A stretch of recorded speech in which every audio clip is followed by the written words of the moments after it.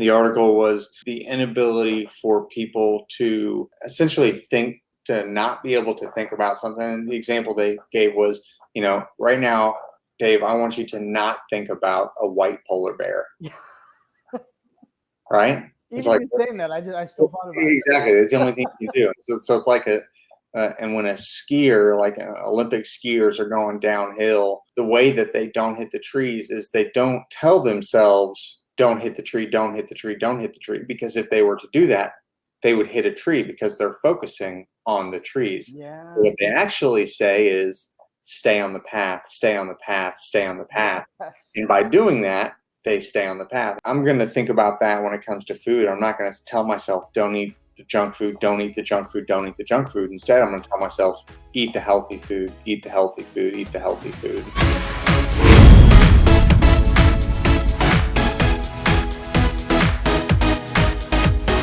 Welcome to DadBod Fitness. If you and I are just meeting, my name is David, and I help crazy busy dads and moms to be able to build a physique. And today I have Ryan from Intermittent Fasting with Ryan to really talk about, as a dad who's working a crazy schedule and running a family, what that looks like to be able to lose 60 pounds. Thanks, Ryan. Thanks so much for joining me here today. Oh, thank you so much for having me on. I was excited to come on and talk to you because I love the channel. I love everything you're doing. Been following for a while, so I'm real excited to be talking with you today.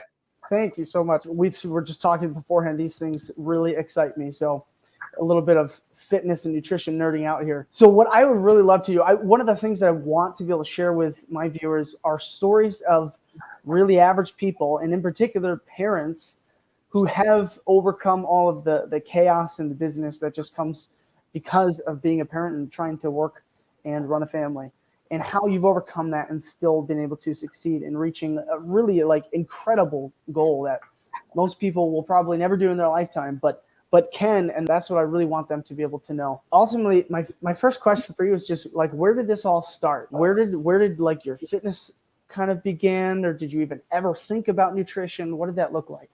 Yeah, so I share this story a lot on the channel, but my weight is something that I have always struggled with.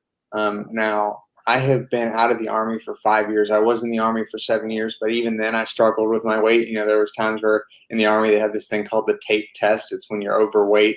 They have to check and make sure you meet body fat standards. And there were definitely times in the Army where I didn't meet body fat standards and I had to, bring it back down. So ever since I was a little kid, I remember I was in the 6th grade. My dad was in the Army.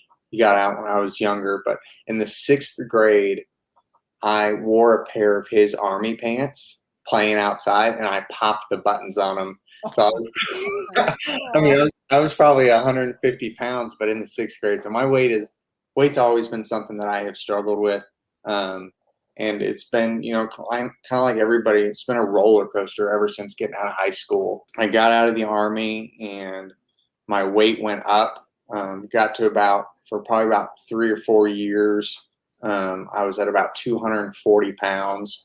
And then when COVID started, like I'm sure a lot of people can relate, the stress of COVID and everything kind of being up in the air, I put on some more weight. And there was a period of, I can't even tell you how long that I didn't step on the scale for fear of seeing the number. Yeah. And then I remember last year in April, finally, I was buying new clothes. I had to buy new clothes and buy new clothes. And finally I was like, all right, I stepped on the scale. It was 265 pounds. And I was like, all right, I need to do something. I had lost 40 to 60 pounds more times than I can count over the course of my life. But the problem that I have always struggled with was I would lose the weight and I would be diligent at following a fitness and diet for a period of time, usually no more than 3 months. But then after that would just completely go the other direction, put the weight back on plus some. So I've done P90X before. I went from 214 to 180 pounds in 90 days. And I was there for 2 or 3 weeks and then put it all back on. So all that being said, I was at 265 pounds. And really the thing that clicked for me was I knew I needed to lose the weight. That was obvious. But the thing that I wanted to do different was I wanted to be focused and intentional about doing it slow, because I mean, I do believe in science and the numbers, and the studies say people that lose weight slower tend to keep it off longer. Mm-hmm. So I used intermittent fasting as an approach to find a way to live sustainably, so that I didn't have to eat the healthiest foods all the time, because I knew if I ate nothing but chicken breast and broccoli, I could do that for a month, but then I would revert. So I used intermittent fasting as a tool. But the thing that I have been focused on is, hey, I need to lose weight slower so that I can keep it off forever. So that's kind of why I got into intermittent fasting. It's been a great tool for me to be able to lose the weight. And most importantly, I've kept the weight off for about 3 or 4 months now, which for me is just as impressive as losing the weight, is the fact that I've been able to keep it off for the most part. So yeah, oh my gosh, absolutely. I mean, that's like my father-in-law just went through a similar thing where he lost, I think it was like 50 pounds, and he's maintained most of that. And so like, I'm always like, people who do that, I'm like, more power to you, because that's incredible. But you're right. So like, how many times, you've mentioned it's been several times, do you even know how many times at this point you've I don't. lost the weight? I've lost count. Yeah.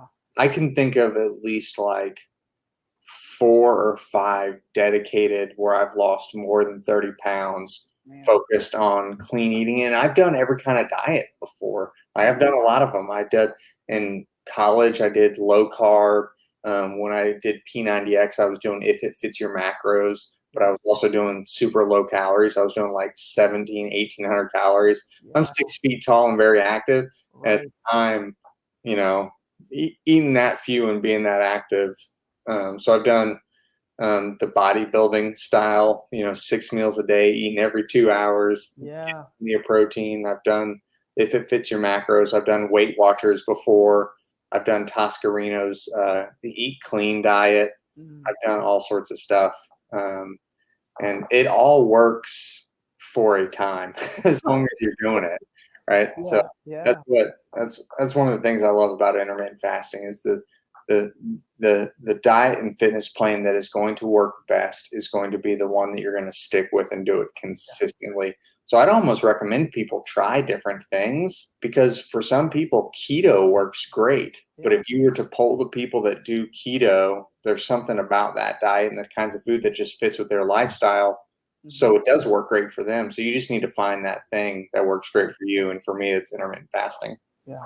That's gold, though, what you said there about, I mean, the fact it comes back to sustainability, which I have another video out there too. I'll throw it up here in the card above just to let people know. But it is, again, about what is the perfect diet for bodybuilding. And there's this fallacy out there. I mean, right? How many ads come across your screen where it's like, this is the one thing that you need to be doing, or this one food is what you need to cut out. And it's because it sells. I mean, it sells to know that there's like one key that you're missing. And, but yeah, the fact that it all comes back to sustainability, I wish more and more people, and hopefully they will, be able to learn. So when was the first point that you actually heard about intermittent fasting? Like, had you known about it for a while, or? Yeah, that's a great question and a funny story, because again, when I was in college, bodybuilding was the thing that I really enjoyed. And at that time in my life, it fit my lifestyle. So I'd say in college, I stayed in shape for the most part. I was in ROTC, but I also had no responsibility. And yeah, I know, right? I could eat at the UCF dining. I don't even remember the cafeteria. I had the meal plan, so it's like I could go and eat whatever. So I could eat pretty healthy, and I didn't have to make my meals. So yes, at that point in my life, it's really easy to eat healthy and work out. But so I did bodybuilding. I remember hearing about intermittent fasting when I was in college, and when I first did P90X. It was so 10 to 12 years ago. I heard about intermittent fasting, but at the time, I was big into bro science, 6 meals a day. Yeah. And when I heard about intermittent fasting, I shrugged it off. I was like, impossible. Can't work. I was like, you're telling me I'm going to go 2 to 3 hours without eating? No, I'm going to go catabolic. I'm going to lose all my muscle. Right. So that was the first time I heard about it, was when I was into the bodybuilding style of fitness and nutrition. But at that time, I remember just laughing at it, like, there's no way. The second time I tried it was one of the times that I had lost weight before on my second deployment to Afghanistan. When I deployed to Afghanistan, I was about 240 pounds. We had had our first kid. And again, I struggle with depression a little bit. That's kind of one of the things that leads me to eat more and to kind of put on weight. But Yeah. prior to that deployment, I was going through that period in my life again and got up to about 240 pounds and was like, I'm in the Army, deployed to Afghanistan. Like, this is nuts. I need to get back in shape.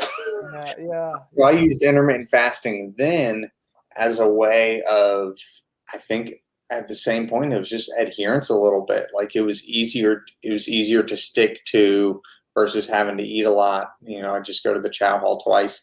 Now, ask me why I didn't stick with the intermittent fasting, because at the time I didn't have a mindset focused on long-term sustainability. I had a weight in mind, which was 200 pounds. So I got to 200 pounds. And as I was traveling down to 200 pounds via intermittent fasting, this was probably 6 years ago, I got to my goal weight and then stopped doing what I had done to get there. Yes. And put it back on. And it all goes back to finding the paths that lead you to that point to begin with. And it sounds like now you've been able to either identify those or more easily control them through intermittent fasting. Am I correct in saying that? Or yeah. So, and one of the things that has been a big trip up for me in the past was anytime that I had lost the weight or had eaten off plan, would have pizza, burger, fries, or dessert, anything like that, I would get mentally tripped up and tell myself that I had failed. Like, we Right. keep ourselves up, but we eat a little off plan and we convince ourselves that we've ruined all of our progress. So then at that point, it's like, I might as well. But because I have given myself a 2 to 3 year time frame to get to my ideal physique and healthy living, I have given myself the grace to understand that if I have an off day, yeah. I'm not throwing everything out the window. Yeah, yeah. Well, if I gotta I'll hopefully point people. I could probably throw some links down in the description too. You have a couple great videos, specifically where you're literally showing yourself going through those moments. I know at one point you talked about the cookies, right? Am I right? There was one about cookies where you made a whole batch of cookies and. Oh, yep. I had eaten a whole batch of cookies, Yeah, and I love that. that I wasn't going to let that derail all of my progress. I was going to see it for what it was. It was a day where I had eaten a lot, and I'm just going to jump right back on tomorrow. It doesn't throw away all. And that's probably, I'm in one of those periods in my life right now. Yeah. I'm I'm working 2 jobs right now. I'm working probably close to 70 hours a week and doing YouTube and have 2 kids and trying to sort everything out. But at the end of the day, this 3-4 week period of my life is only going to be a small representation of my entire life. So I'm not going to let it derail long-term goals. That truly is huge, because the number of people who it's like, you throw the towel in if you have one small thing. I mean, I can't say that I tend to have that struggle or that tendency, but I even can still find myself doing that. Where, like, when I'm tracking calories and then we go out to eat, I'm like, oh, I don't know how the heck to track that or how to, what would I even do with that? So then I just kind of throw in the towel on tracking, and then it's like, well, I'm not tracking, so I may as well just have this or that. Oh yeah, if you don't track a calorie, it doesn't count. But I love the whole point. Like, the reason I bring up like that video that you had about the cookies, like the fact that you had the mental awareness to kind of be like, you know what, like, let this be what it is. Start again tomorrow. And even in the midst of you had planned out that you were going to eat this whole batch of cookies, but then didn't even end up eating them all. And there's something, I don't know if people have ever heard of the book Whole30. It's an eating way of eating that I wouldn't even subscribe to. It's a little too restrictive for me, but they're really basically cutting out a ton of stuff. And it's all for them. They've kind of looked at the research and have decided these foods are the best way to eat. But one of even though, like, I don't agree with how they approach, restricting all these foods, their mindset is awesome. And it's that same mindset, like, that you've talked about in your videos of If you're going to go have a cookie, do it. Go have a cookie. If you need to have 5 cookies, go have 5 cookies. And the mental health that can give you is by far so much more powerful than constantly restricting and then, crucifying yourself for doing it. Oh, absolutely. And I can't now. I'm upset that I can't think of where I saw. And I actually had a friend share an article with me about. He just shared it with me yesterday on Instagram. The article was the inability for people to essentially think, to not be able to think about something. And the example they gave was, right now, Dave, I want you to not think about a white polar bear. Right? It's Even like, you saying that, I still thought about it. exactly. It's the only thing you can do. So it's like and when a skier, like Olympic skiers, are going downhill, Mm-hmm. the way that they don't hit the trees is they don't tell themselves, don't hit the tree, don't hit the tree, don't hit the tree. Because if they were to do that, they would hit a tree because they're focusing on the trees. Yeah. What they actually say is stay on the path, stay on the path, stay on the path. Yes. And by doing that, they stay on the path. And it's kind of, I'm going to think about that when it comes to food. I'm not going to tell myself, don't eat the junk food, don't eat the junk food, don't eat the junk food. Instead, I'm going to tell myself, eat the healthy food, eat the healthy food, eat the healthy food. Right. Oh my gosh. Yeah, that's so good. So if I could have you encapsulate, what was your why moment? Because like this is, for a lot of people, the big thing is like, how do I get motivated to work out? How do I get motivated to lose weight? The point at which you started this journey of losing 60 pounds and now keeping it off, clearly you've been doing it sustainably. What was that mindset shift and what did that look like? Yeah, so really the reason why is kind of like what you talk about. I mean, even the name of the channel, DadBod Fitness, Dad is in the name of it, right? I've got 2 little girls, and growing up, I've got plenty of family members that struggle with their weight, have struggled and are still struggling. And I think about, there are times that my wife and I will take the girls to Disney, and I've got, whether it be parents or whatever the case may be, can't walk around Disney all day and spend time with their grandkids because of their physical health. And I think about my own dad. Now, he happened to get in a motorcycle accident when I was younger, but when I was training to go to ROTC, I actually got denied an ROTC scholarship when I was a senior in high school, because when I first went to try out for the scholarship, I failed the 2-mile run. And they were like, hey, listen, you've got the scholarship as long as you can come back here and pass a PT test, which meant running 2 miles, which I had never done in my life. But I went home, and every day for 4 weeks, I ran 2 miles. And my dad, even after his motorcycle accident, he drove beside me on his motorcycle as I was running these 2 miles so that I could eventually get the scholarship that I did. Man. But I think about, I want to be able to be physically active for my kids when they're adults and with my grandkids. Like, I just want to be healthy for my entire life. It just doesn't make sense to me. I can look into the future and know that I'm not going to be satisfied if an unhealthy life is a life that I'm living. So I'm taking the actions now to prevent that down the road. That's my why.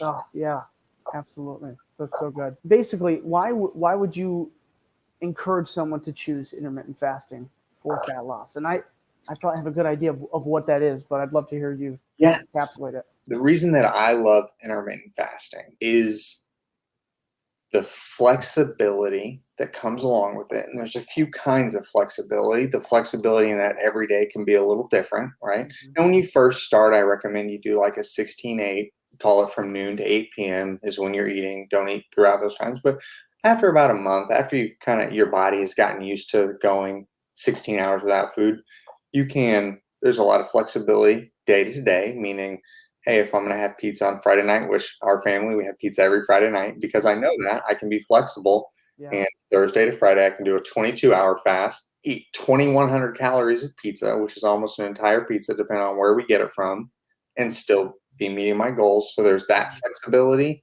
And there's the flexibility for eating foods that fit within your preferences, which for me, I was able to stick with it because I didn't have to make a lot of change And that's one of the things that I like about intermittent fasting as well, is you can stack the habits on top of each other. Just start with the fasting. Don't change your diet. Just Right. start with the fasting. And once that is a habit, well, maybe down the road, that's where I'm at now. So now I'm 14 months into it, and I'm at the point where I feel like I want to start changing my diet Yeah. because fasting is a habit, and I feel like I can take on a new habit. But Yeah. intermittent fasting works because I think it's flexible. It's easy. There's not a lot to think about. You either eat or you don't eat. So there's not a lot of things that you have to, does it have these macronutrients in it? Is this okay to eat? It can be very simple. And for me, if it's simple, it's easy to execute. It's easy to stick to. Adherence is the biggest determining factor for success. And it's easy to adhere to. Sorry, it was a long answer, but No, it's I good. really just feel like it's simple and easy to adhere to. So Yeah. So if you were to call out then 3 things, and it could be more, it could be less, but if there was roughly 3 things that you would want people to know before starting it, what would you tell them? 3 things to know before starting intermittent fasting. The first one is you have to take a long-term approach. This is something that I had to tell myself. It's something that I tell people that I work with through my channel. Is you hear it all the time. It's cliche, but it's true. Even in my case, in my most recent case of 260 pounds, I got to 240 and then to 260. It takes lots of time to put the weight on. Yeah. So to expect it to come off quick, you're setting yourself up for failure mentally, because when it doesn't come off quick, the mental hurdles that we set for ourselves a lot of times can be damaging. So first thing is set a long-term approach. The next thing is don't overcomplicate it. Yeah. That's why intermittent fasting is great because it is simple. Now, there's a lot of science on intermittent fasting. There's a lot of information out there that you can find on YouTube and over the internet about intermittent fasting, about how to do it perfectly. Yeah. But that can trip you up as well, right? There are people that ask all the time. I'm in a few intermittent fasting Facebook groups, and one of the questions that always comes across is, will brushing your teeth break your fast? Because they want to know if the taste of the toothpaste will break your fast. Oh my gosh, yeah. So don't overcomplicate it. Yeah. I'm sure there's an answer on if toothpaste will break a fast, but if you're focused on that minuscule detail and you're not focused on just not eating for 16 hours, focus on the big stuff. Yeah. Don't major in the minors. So keep it simple, long-term approach, keep it simple, and make adjustments. Make it fit your lifestyle. Oh my gosh, those are phenomenal, because I think of the same thing, you know, when it comes to like lifting weights, resistance training, how to actually train your body to build muscle. The same things can apply. And when we're parents, we have, like, just to clue people in, like, I loved hearing the chaos in your house just a little while ago, and it was happening in my house as well, because that's life. And in the midst of all that, we need the simple things to focus on, to latch on to, the 1, 2, 3 things that are going to bring us the 80%. Well, that's the way I should say it. It's the 80-20 rule, right? Isn't Pareto's principle? Yep. I could be saying it wrong, but yeah, the whole 20% of what you do is going to yield 80% of your results. Focus on those few things, whether it be obviously for nutrition, for losing weight, but then also the same thing applies to when you're talking about, resistance training and building muscle. So I love that. That's so good. Well, where can people find you? And all this stuff I'm going to have, again, in the description. If you guys want to be able to connect with Ryan, highly recommend checking out his channel. When I found his channel, I kind of binge watched a few videos. So definitely, I highly recommend it. Yeah, it's Intermittent Fasting with Ryan. I'm on YouTube. I'm on Instagram. I'm at IF with Ryan. And I think that's my only social media presence. Maybe at some point when life isn't as crazy, I'll do a Facebook and that kind of stuff. But you can find me on YouTube. It's Intermittent Fasting with Ryan. And then I'm on Instagram at IF with Ryan. Sweet. Thank you so much, dude, for hopping on. I really appreciate it. No, I really appreciate you having me. Again, I really like all the stuff you're doing. I look forward to getting into a few more of your workouts that you've been recommending. So thanks again. If you want to maximize your muscle growth, you want to strip the body fat and transform your life even while still leading your family, consider subscribing. Don't forget to like and subscribe if you would. And I'm going to throw a couple videos on the screen that are queued up ready for you. I highly recommend checking those out. And as always, be intentional, bring the intensity, and I cannot wait to see you on the next video.